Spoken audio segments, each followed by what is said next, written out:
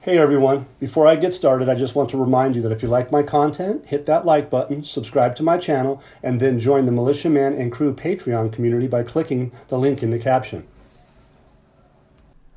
Hey, good evening everybody. Militiaman and Crew here once again. Let's get started. Just a quick and easy update this evening. I think that a couple of things are pretty powerful.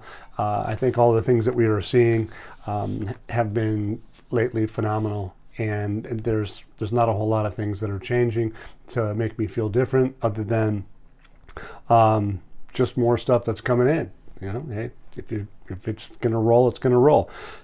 Here, this article today, which was under the patronage of His Highness Sheikh Mohammed bin Rashid Al Maktoum. He officially opens the regional institution for clearing and settlement of Arab payments. The Buna platform. They call it Bana. I think it's a translation issue, but I think we pretty much all know that it's called the Buna platform. So I'm going to use that word. If I got it wrong, we'll figure that out later. But who is it owned by? It's owned by the Arab Monetary Fund. And I think everybody should know that Iraq has been related to the Arab Monetary Fund since the Arab Monetary Fund existed. And I think the League of Arab States was part of that. They probably have different terminology for it, so you can figure out what the Arab League is and all that. But the bottom line is, being that Iraq is related to them, and they all have borders and trading partners, not all borders, but I mean they have trading partners, you're going to find that there's probably going to be a significant impact on everything that Iraq does. It's going to be related to many of those countries in that region, more generally related than outside. But the cool part here is that what we found out back in August, for instance, right? Sometimes you get me to go back in time a little bit. I think this particular time is probably okay because the Buna platform has its implications, because the region's going to be a significant entity, the region as a whole, significant entity in this whole big process of Iraq coming back into the international stage. Because every single country that does trade with Iraq is going to have be influenced by their exchange rate and their products that come out of the country and what go in. And we all know that there's going to be massive amounts of imports. And what they hope to do, I'm assuming that the World Trade Organization has this in mind, especially with agriculture. And I think you'll see that we don't touch on it, but you're going to start seeing a lot of things about agriculture in the future, and probably some deals about water. But in this particular case, it says here that the Buna platform, new Arab and Asian currencies will be added.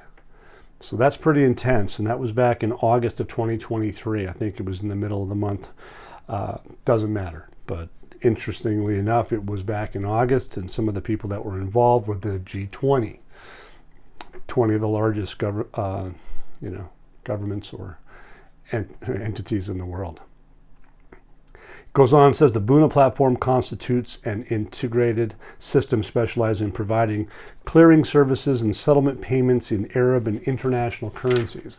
So the Buna platform is going to do Arab and international currencies for trade in Iraq. And so what we're dealing with is this development road project, and we have ships, container ships with thousands and thousands of containers coming into the port of Fa. And then what are they going to do? They're going to do the development road. So what better system are you going to have is a digital platform, currency platform, cross-border payment platform with transparency, efficiency, to be able to handle all that commerce. The Buna platform is it. It goes on here, it says it's going to be servicing, which they said was the UAE dirham, the Saudi Riyal, the Egyptian pound, the Jordanian dinar, the United States dollar, the euro, in addition to Arab and Asian currencies that will be announced soon. So there's going to be some Arab and Asian currencies that will be announced soon, and that was in August. Have they announced Iraq opening their door and having Article 8 compliance just yet? They just very well may, and we're going to get to Article 8 compliance, or at least freedom of capital movement, before I get done tonight. Here it says in this particular case, they were talking about 260 banks were dealing with the Buna platform. 118 banks have signed linkage agreements. What I think you're going to find is that they'll use a little bit of different terminology, but key word is linkage. And they so far, back in August, had 98 banks hooked up and completed. The platform connects with these payment systems in the Asian and African continents, which for the most part, for the members, have sales of, in involvement with the Islamic Financial Services Councils. They go on to say that they look forward to the platform contributing accordingly to the strengthening trade and investment ties between Arab countries and Asian and African countries. I want to get to the bottom line. As I already went over the 260 banks, the 118 banks have linkage. Linkage is the key, and they have agreements, and they have completed the linkage with the platform.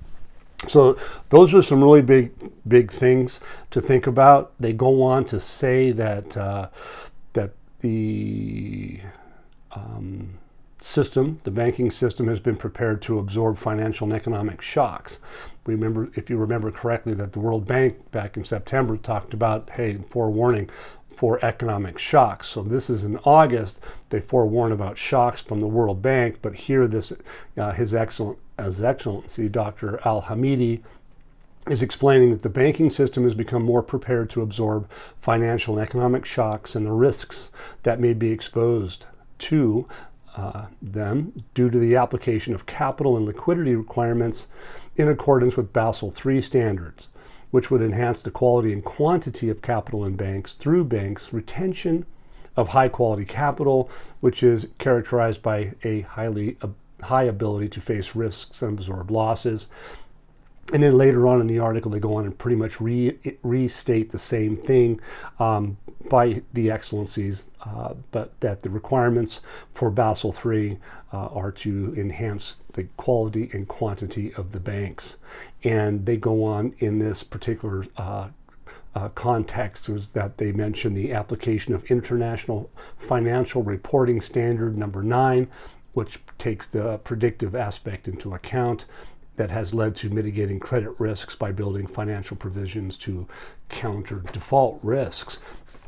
But that the point I'm getting at with that is that those are snippets out of the articles in August, and I gave you those dates. The Buna platform on August August 2023, new Arab and Asian currencies to be added. So back to the present time. Today, they say that His Highness, the Sheikh Mohammed Rashid Al Maktoum, and the Vice President of the Prime Minister of the UAE and the ruler of Dubai. It says during the World Government Summit 2024, that's ongoing today and tomorrow. It says the regional institution for clearing and settlement of Arab payments, Buna platform, owned by the, it says IMF.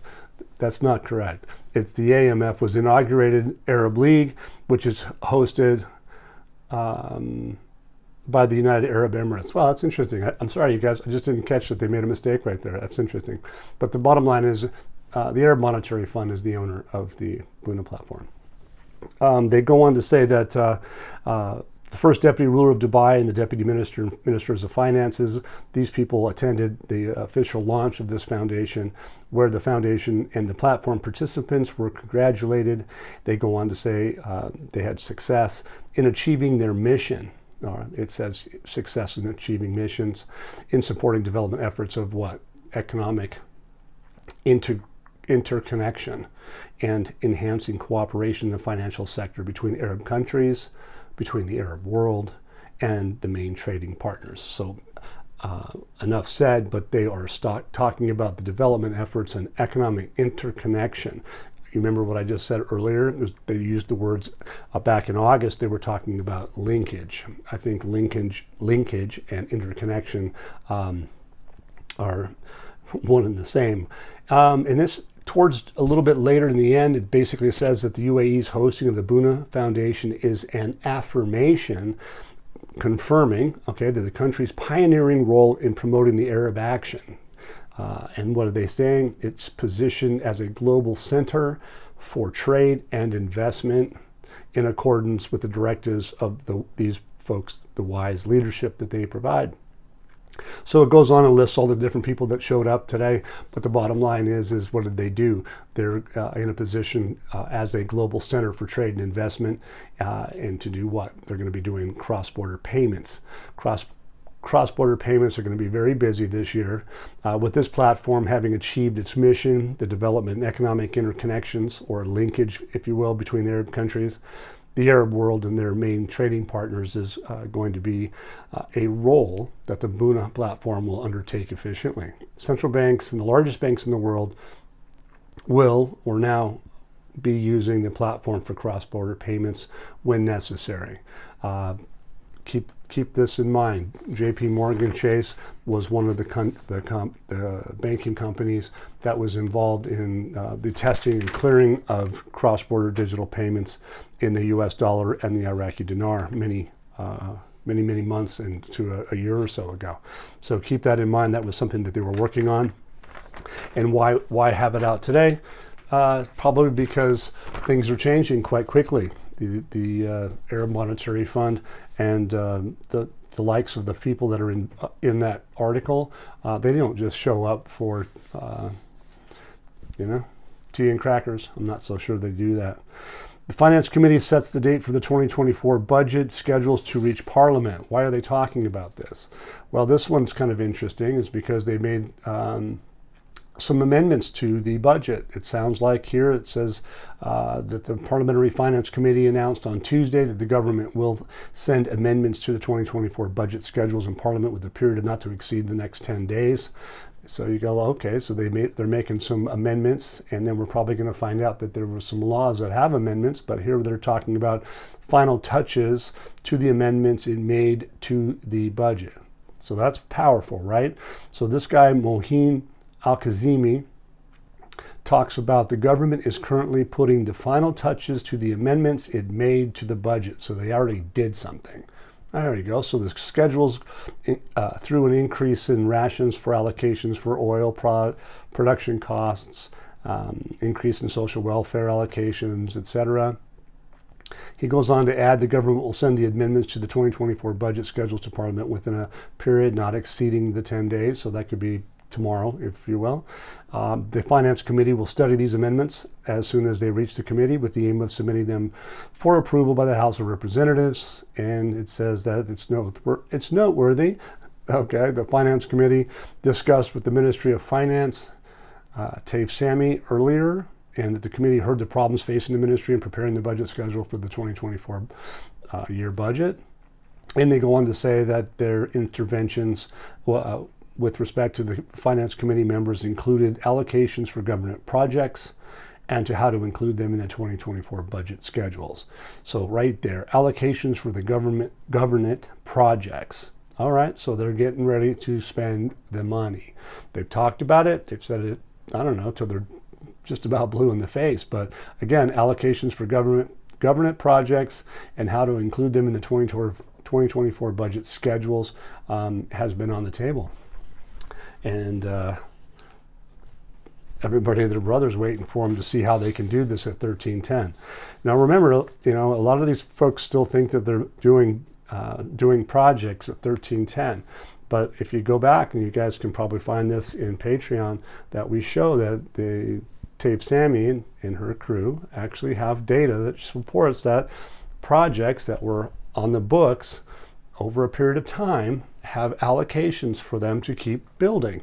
And therefore, because they're building hospitals and some schools and some other projects, those were already started. So they were started from previous budgets. So to suggest that they're still doing it at 1310 is a very unstudied way of looking at it, in my view. So be careful out there.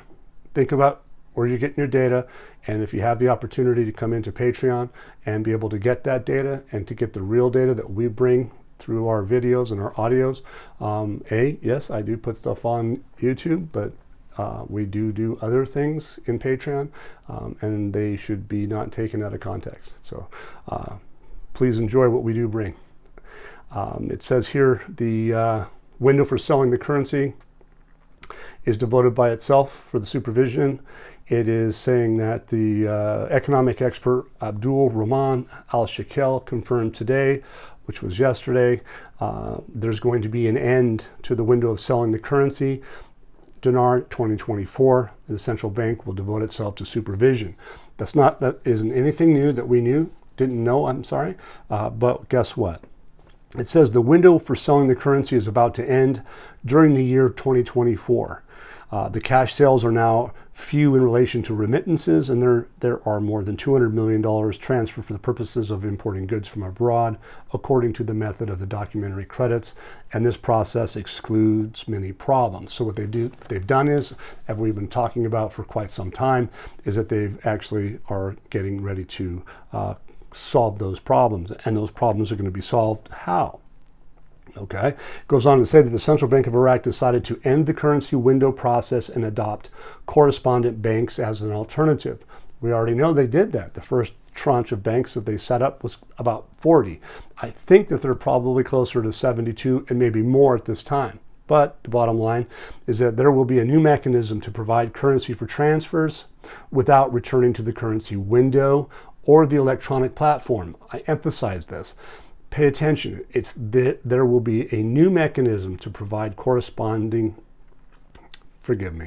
will be a new mechanism to provide currency for transfers without returning to the currency window, which is the auction, or the electronic platform, which they've been using for dollar trade. Okay, this mechanism will save a lot of effort and external relations. Therefore, the central bank will devote itself to the role of supervision, auditing, and enhancing the balances, and not enhancing the balances. It would also absolve itself of the responsibility for import process to its law. So to its law's been taken care of, and the central bank in and of itself is not going to be doing the selling of dollar. Who's going to do it? The correspondent banks, just like we've talked about in the past.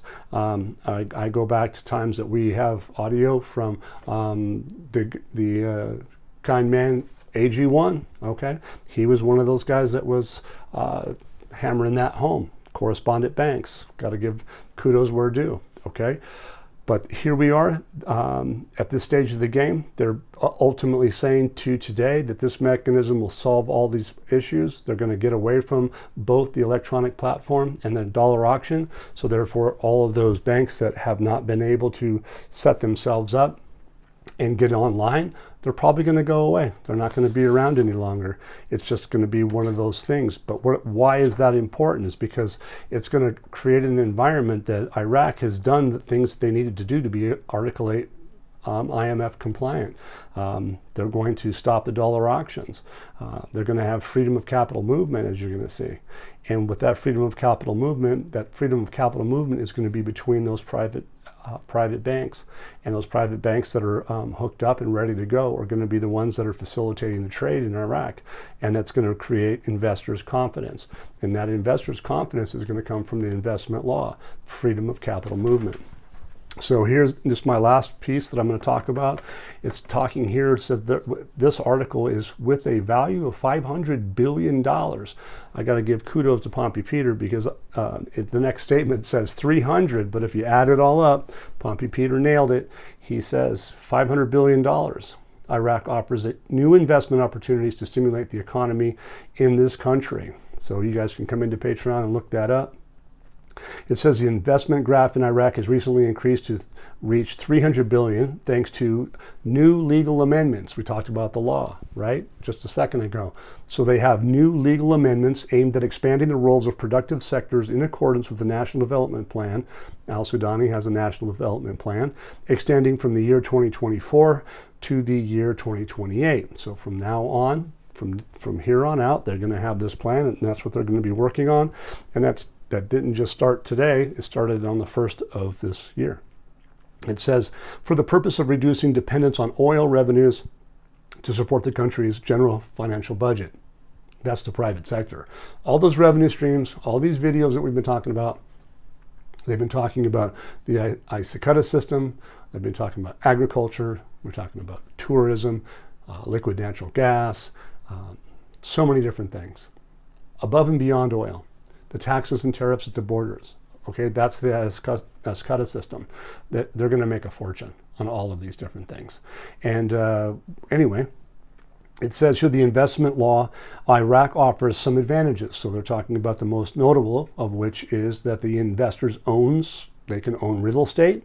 They can get leases on lands for up to 50 years. They can get exemptions with taxes and customs.